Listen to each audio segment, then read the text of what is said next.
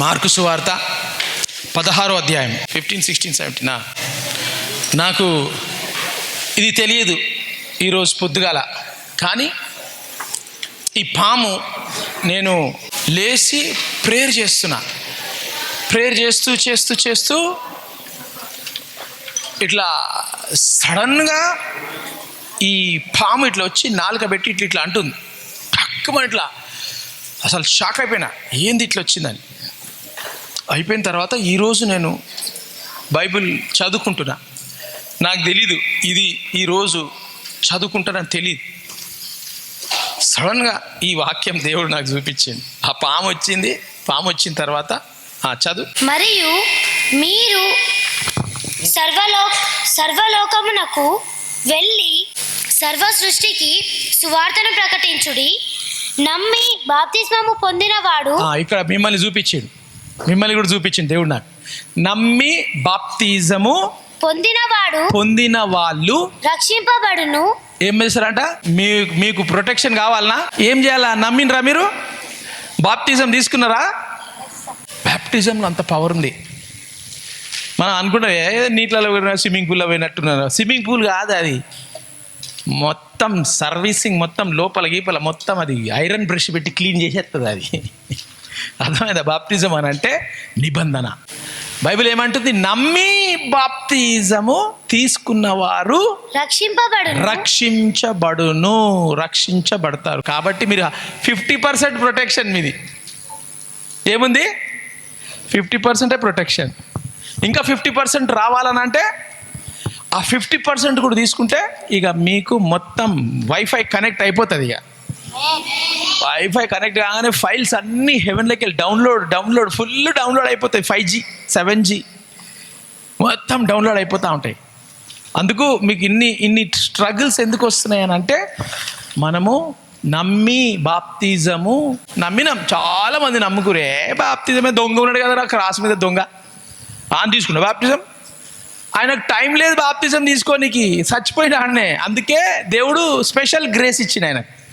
పర్లేదు, నువ్వు ఈడ చచ్చిపోతావు కదా, నీకు బాప్టిజం టైం లేదు, నిన్ను పెట్టేసిరు సిల్వకి, కాబట్టి నీకు స్పెషల్ టికెట్ ఇచ్చేస్తాను నేను, తాత్కాల్ టికెట్ ఇచ్చేస్తా, నువ్వు డైరెక్ట్ నాతో వచ్చేసేయి అని స్పెషల్ గ్రేస్. అది చాలామంది అది వాడతారు. సిల్వ మీద దొంగ ఉండే కదా, ఆ దొంగ రక్షణ పొందిండి బాప్తిజం తీసుకోలే కదా, మనకు కూడా అవసరం లేదంటారు. పర్వాలేదు, 50%. పరలోకంలో ఓన్లీ 50% దూరాలతో వస్తుంది. 100% అంటే ఉత్తగా అంటున్నా అది కాదు, కానీ మనము 100% గ్లోరీలో ఆపరేట్ కావాలనంటే 2 నమ్మాలా, బాప్తిజం తీసుకోవాలి. అర్థమైందా లేదా? సిమ్ కార్డు ఉంటే సరిపోతుందా? ఫోన్ లేకుండా సిమ్ ఉంది పాకెట్లో పెట్టుకున్నా, హలో హలో అని సిమ్ తీసి చెవులో పెట్టుకుంటే వినిపిస్తుందా? సిమ్ కావాలా, ఫోన్ కావాలనా లేదా? ఓకేనా? నమ్మి బాప్తిజం అందరు ప్రేయర్ చేయాలి. అసలు ఇది బాప్తిజం తీసుకొని మిమ్మల్ని సైతాన్.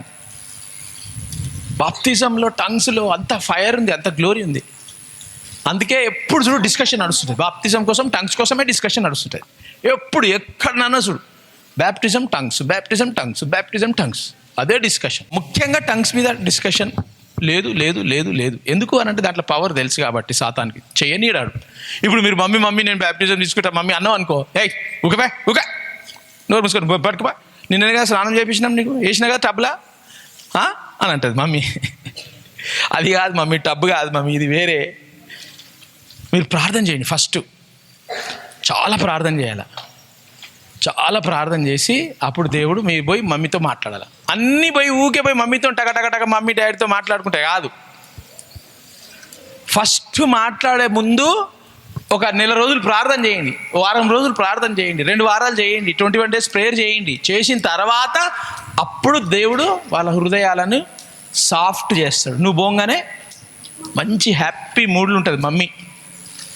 ఆల్రెడీ మమ్మీతోని దేవుడు మాట్లాడేస్తాడు, ఏదో ఒక మిరకల్ అక్కడ చేస్తాడు తక్కువని.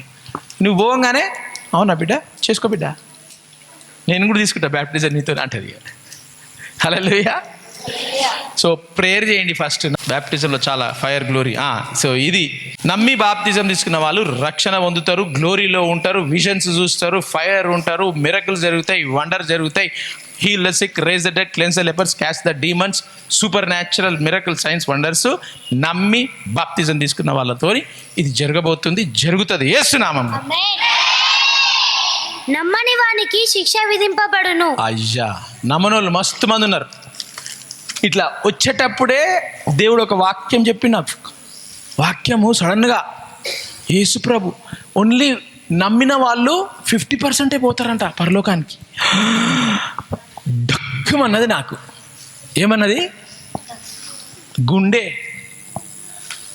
నమ్మిన వాళ్ళలో 50% పోతారంట.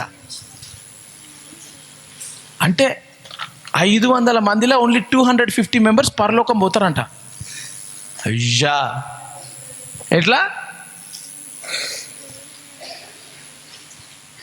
బుద్ధి లేక కన్యకులు, బుద్ధి లేని కన్యకులు తెలుసా ఎంతమంది పోయిర్రు? 10 మంది. అందరు పోయిర్రు. మేము పోతున్నాం.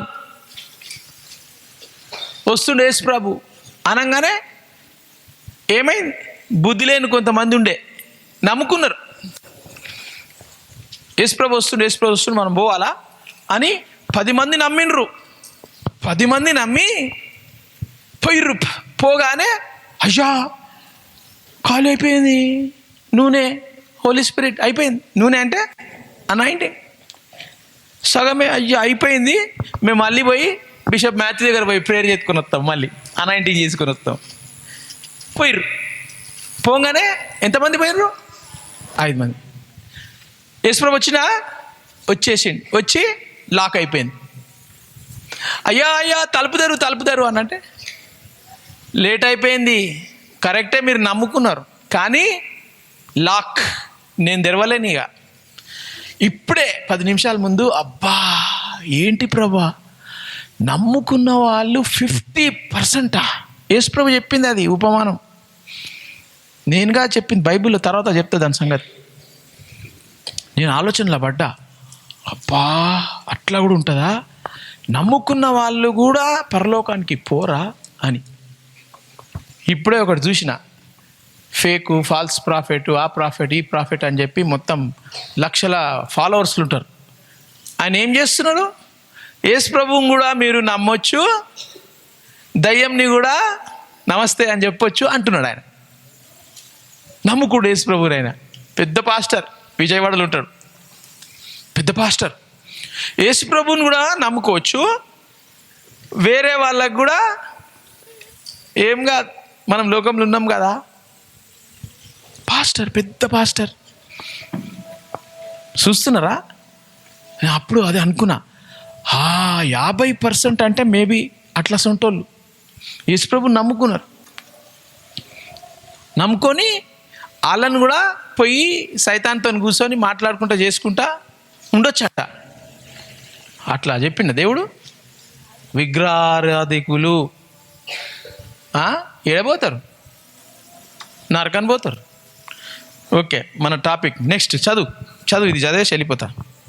ఈ పాము పొద్దుగాల చూపెట్టంగానే దేవుడు ఈ వాక్యం నేను చదువుతాను కూడా నాకు అంత ఖయాలు లేదు. దేవుడు మాట్లాడినా నమ్మిన వారి వలన ఈ సూచక క్రియలు కనబడును.